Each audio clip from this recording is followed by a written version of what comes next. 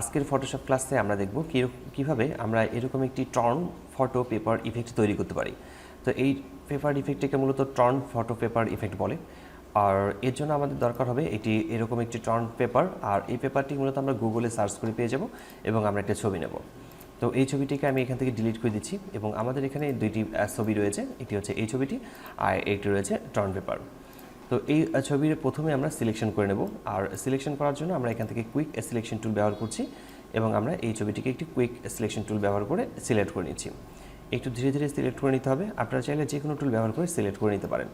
যে এরিয়াগুলো সিলেক্ট হয়নি সেগুলোকে জুম করে আমরা সিলেক্ট করে নেব। ঠিক আমি এভাবে সিলেকশন করে নিচ্ছি। এরপর কন্ট্রোল শিফট আই প্রেস করলে ইনভার্স হয়ে যাবে, পুরোটাই সিলেক্ট হয়ে যাবে এবং এই লেয়ারটিকে আনলক করে নেব। আনলক করে নিচ্ছি, এখানে রাইট বাটন ক্লিক করব। এবার ফেদারে আমরা ফেদার 1 দেওয়ার পরে ওকে লেখাতে ক্লিক করব, অর্থাৎ আমরা এখান থেকে ফেদার 1 সেট করছি। কিবোর্ড থেকে আমরা ডিলিট প্রেস করে ব্যাকগ্রাউন্ডটিকে ডিলিট করে নেব। এরপর কন্ট্রোল ডি প্রেস করে ডিসিলেক্ট করে নিচ্ছি। মুভ টুল ব্যবহার করব, মুভ টুল ব্যবহার করে এই ছবিটিকে সিলেক্ট করব। সিলেক্ট করে ড্র্যাগ করে ধরে আমরা এই পেপারটিতে নিয়ে আসব। কন্ট্রোল টি প্রেস করে ফ্রি ট্রান্সফর্ম টুল সিলেক্ট করছি এবং এই ছবিটিকে একটু ছোট করে নেব।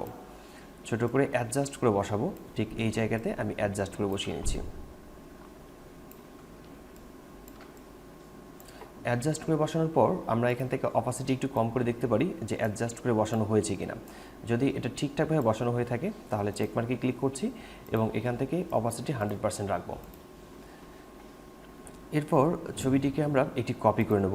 এই লেয়ারটি যে রয়েছে এই লেয়ারটিকে আমরা একটি কপি করে নিচ্ছি এবং একে ড্র্যাগ করে ধরে নিচের লেয়ারে রাখবো।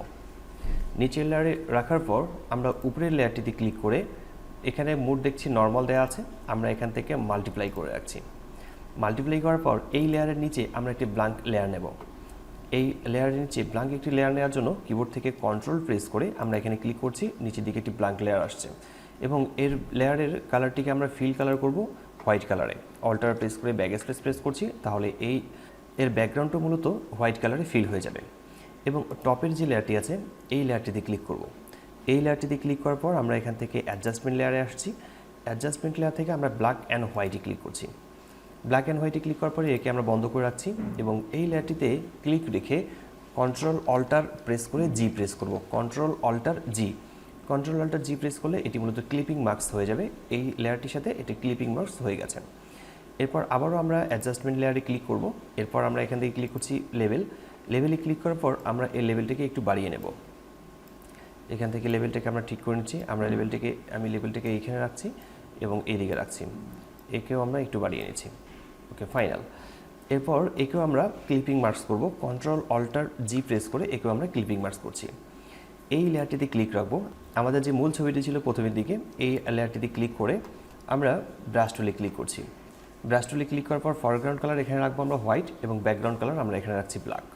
এরপর আমরা এখান থেকে ড্র্যাগ করব। আমরা ড্র্যাগ করলে ভিতরে যে কালারটি রয়েছে সেই কালারটি আমাদের চলে আসবে। ছবির মূল যে কালারটি রয়েছে সেই কালারটি এখানে শো করবে এবং এই কালারটি শো করছে। আমরা ওই কালারটি নিয়ে আসছি, এখানে ধীরে ধীরে ড্র্যাগ করে নেব।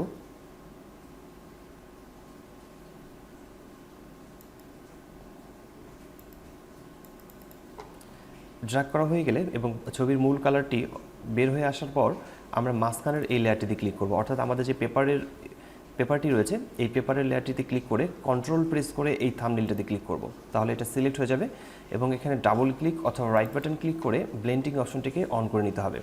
আমি ডাবল ক্লিক করে ব্লেন্ডিং অপশনটিকে অন করে নিচ্ছি। এরপর আমরা এখান থেকে ড্রপ শ্যাডোতে ক্লিক করব। ড্রপ শ্যাডো ক্লিক করার পর অপাসিটি এখান থেকে আমি রাখছি 50%। আমরা এখান থেকে অপাসিটি 50 রাখবো এবং ডিস্টেন্স আমরা এখান থেকে ঠিক করব। আমি 10 রাখছি ডিস্টেন্স এবং হচ্ছে সাইজ এখান থেকে আমি রাখবো 7 অথবা 8। আমি এখান থেকে সাইজটা করে দিচ্ছি 8। এরপর ওকে লেখাতে ক্লিক করছি। কন্ট্রোল প্রেস করে ডি প্রেস করে ডিসিলেক্ট করে নেব। ঠিক এভাবেই মূলত কয়েকটি ধাপ অনুসরণ করেই আমরা মূলত এরকম টর্ন পেপার ফটো ইফেক্ট তৈরি করতে পারি। আশা করি বিষয়টি বুঝতে পেরেছেন। কোথাও সমস্যা হলে কমেন্ট বক্সে কমেন্ট করে জানাতে পারেন, আমি প্রতিটি কমেন্টে রিপ্লাই করি। আজকের টিউটোরিয়ালটি এখানে শেষ করছি। দেখা হচ্ছে ফটোশপের নতুন কোনো টিউটোরিয়ালে। ততক্ষণ পর্যন্ত ভালো থাকবেন, সুস্থ থাকবেন। ধন্যবাদ সবাইকে। আল্লাহ হাফেজ।